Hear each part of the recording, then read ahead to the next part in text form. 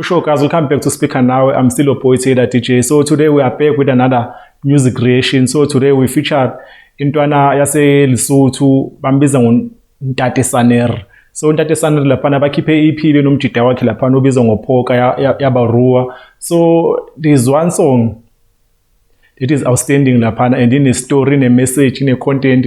I think a lot of people can relate to that song because basadi.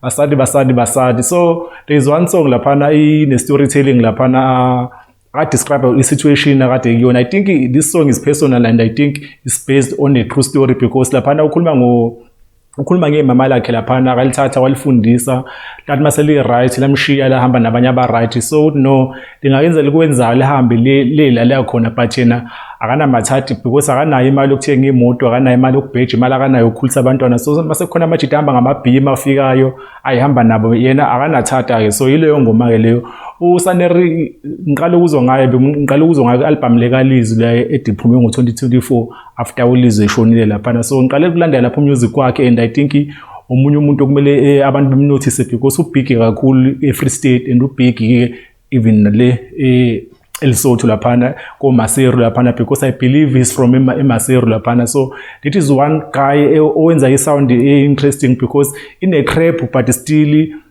it doesn't lose le value le ya traditional yase Lesotho. So ukwenza nje ubuyele kuma roots la weSotho laphana, and wenza in a wavy way le uyona vibe emnandi new school. So I think that is one of the abantu beleminize attention. So that's why Speaker Now sitheni wasimnikeza ama flowers abo. EP yabiphumile nenyanga eyodwa nje iphumile, and inengoma eningi ensoempu.